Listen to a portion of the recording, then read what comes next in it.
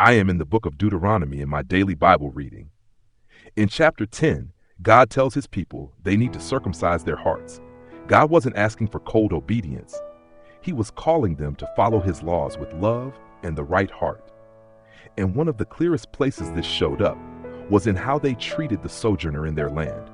For the Lord your God is God of gods and Lord of lords, the great, the mighty, and the awesome God, who is not partial and takes no bribe. He executes justice for the fatherless and the widow, and loves the sojourner, giving him food and clothing. Love the sojourner, therefore, for you were sojourners in the land of Egypt. Deuteronomy 10:17-19. The Hebrew word translated sojourner is ger. It refers to someone who lived among the Israelites but wasn't native born, a resident alien or foreigner. The ger wasn't necessarily a full convert to Judaism. In fact, most of the time, the word refers to people who lived in Israelite communities without fully converting or being circumcised, though some may have chosen to worship Israel's God. What's striking is that God's love and justice weren't reserved only for those on the inside.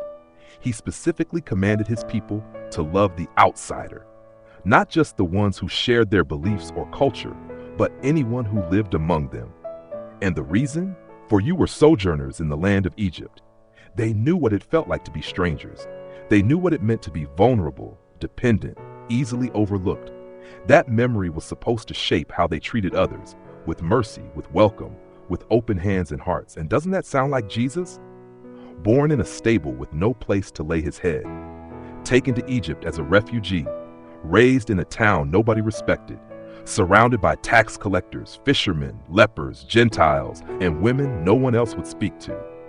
Jesus didn't just tolerate the outsider, he moved toward them. He loved them.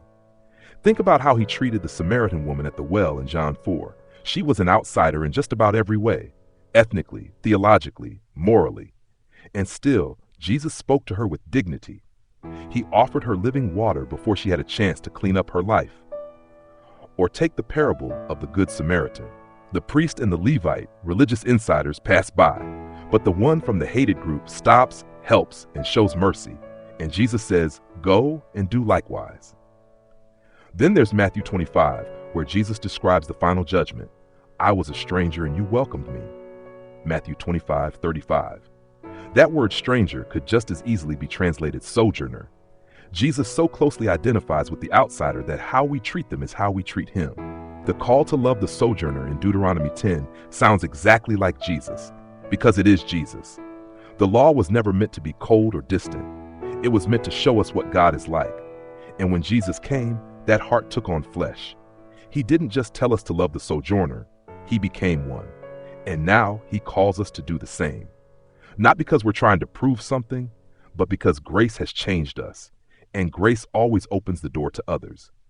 How might God be inviting you to open your heart and extend his welcome to someone who feels like an outsider today? I'd love to hear your thoughts in the comments.